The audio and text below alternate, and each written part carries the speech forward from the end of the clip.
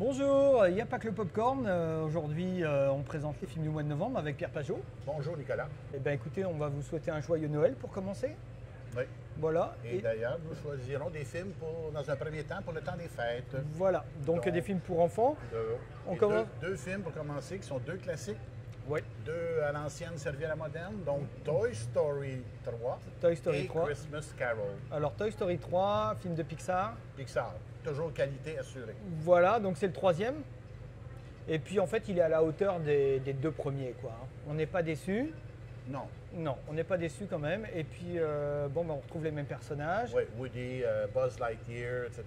Et moi, ce que j'aime particulièrement, c'est peut-être les personnages secondaires comme Ken. On va retrouver Ken et Barbie qui est particulièrement soigné. Ça, c'est la nouveauté de ce film. Voilà. Et puis ces petits personnages verts qui attendent toujours le crochet, là, qui viennent.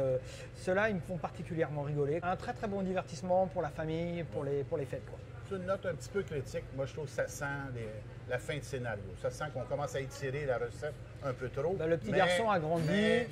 Le petit garçon a grandi, c'était un petit peu difficile, mais ils ont réussi quand même Les enfants sont heureux de retrouver voilà. Buzz et Woody. Ils ont quand même réussi à traire la vache jusqu'au bout. Et réussir. On continue avec Christmas Carol. Christmas Carol, alors, donc lui qui est le grand classique de Dickens, encore une fois. C'est qu'une réalisation de Robert Zemeckis qu'on avait connu avec, entre autres, Polar Express et aussi Forrest Gump, évidemment. Et là, donc, il nous refait un film d'animation, parce que c'est une forme d'animation, d'effets spéciaux. Alors, pour moi, c'est une merveilleuse adaptation. C'est peut-être la meilleure adaptation que j'ai vue jusqu'ici de ce Christmas Carol. On rappelle, c'est le récit d'un vieux monsieur radin, un homme d'affaires qui n'a pas de cœur, semble-t-il, un séraphin, comme on dirait au Québec. Ouais. Et là, lui, il va découvrir durant le temps des fêtes que l'amour est possible. Oui, voilà, à travers l'esprit des Noëls passés, présents et futurs. Voilà. Moi, je ne le comparerais pas à Séraphin parce que Séraphin, il est vraiment, vraiment irrattrapable, quoi. Voilà. Ah, mais Séraphin, si on lui avait donné la chance, il aurait pu l'être. Mais d'accord. Mais il est quand même de ce modèle un peu. On continue avec un film de Rob Reiner qui s'appelle Flip, ou Le cœur à l'envers. Le cœur à l'envers. Et donc, moi, Rob Reiner, on lui doit Quand Harry rencontre Sally, This is the Spinal Tap, et puis Stand By Me. Donc, c'est quand même un bon réalisateur. Et là, en fait, il raconte l'histoire d'amour entre un petit garçon et une petite fille. Et l'évolution. Et en fait, ce qui est très intéressant, c'est que la petite fille, c'est quand même une petite fille qui a du tempérament, qui a de l'esprit, qui est assez profonde. Et le petit garçon, lui, il est un petit peu à la limite. On ne sait pas s'il va avoir du tempérament ou s'il va sombrer dans se laisser influencer par les autres. Et en fait, c'est un petit peu c'est un petit peu un âge où les caractères s'affirment. Et c'est ça un petit peu le message de ce film. C'est, je dirais, la construction d'une personnalité où on fait ses choix et on décide d'être heureux, où on se laisse influencer par les autres, puis on agit par rapport à ce que pensent les autres, quoi. C'est un petit peu ça le message de ce film. J'ai trouvé ça très bon. Moi, je t'ai dit que je l'ai vu que 40 minutes. Ce que j'ai vu, je trouvais ça un peu mièvre et cliché, mais je vais te laisser aller parce que tu as vu tout le film. Ensuite, on passe à Kids Are Alright. The Kids Are Alright, film américain. Le titre, si on le traduit, ça donne Les enfants vont très bien. Malgré qu'encore une fois, il y ait des parents qui soient deux. On peut commencer par mettre un peu le contexte. C'est un couple de lesbiennes qui ont des enfants qui ont été conçus par insémination artificielle. Tout à fait. Deux ados qui décident de retrouver leur père. Voilà. Ils vont le trouver. Et ils vont le retrouver. Il va s'inclure un peu. Il va venir s'incruster un peu dans la famille. Et ça va être un gros bordel. Il va perturber. On va peut-être pas tout raconter. On va peut-être pas tout raconter parce qu'il faut aussi laisser un petit. Oui, mais c'est brillamment interprété par le couple étant Annette Bening, qui est Julianne une mère qui domine même sa compagne, Julianne Moore, qui est une mère surprotectrice.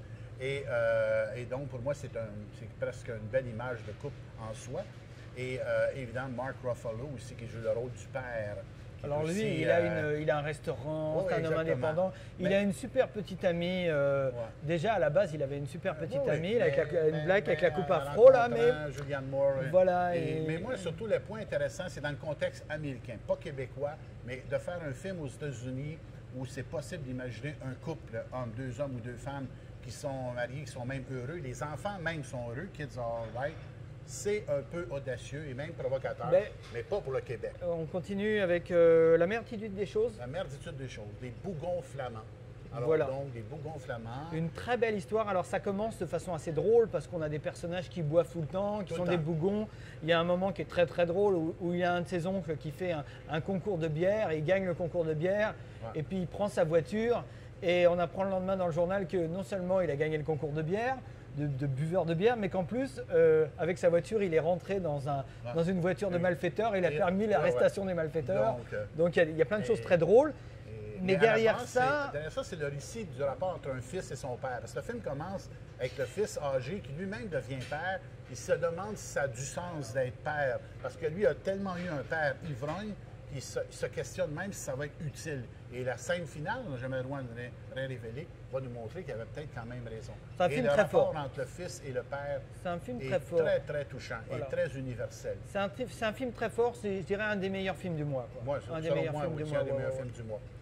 On continue avec, on va en parler de Xavier Dolan. Ah, notre science québécois. Voilà, parce qu'on parle de familial, de trucs familial, deux films de Xavier Dolan. Un plus ancien, J'ai tué ma mère, qui est son premier long métrage. Ouais, alors moi c'est un jeune réalisateur québécois qui a un potentiel énorme. Il a un univers. Alors moi j'ai tué ma mère, je l'ai découvert à travers Les Amours imaginaires. Après, oui. Je l'ai vu, j'ai vu Les Amours imaginaires, je me dis tiens j'aimerais bien voir le premier film qu'il a fait. J'ai tué ma mère, j'ai vraiment adoré. Adoré. Mais tu sais, c'est un premier film, c'est un film qu'on fait avec urgence, c'est comme un cri du cœur et c'est très autobiographique et ça se sent. Hein? Son rapport à sa mère, le personnage de la mère, Anne Dorval, exceptionnel. Et ce qu'il y a, c'est que c'est très drôle aussi. Ah oui, oui. C'est un film très drôle, il a un univers, il est très drôle et puis c'est un jeune qui a des choses à raconter. Enfin, il a des choses à dire. Enfin, en tout cas, les choses qu'il a à dire, il les dit très bien. Très bien. Et moi, je dirais qu'il a le potentiel d'Alain Almodovar.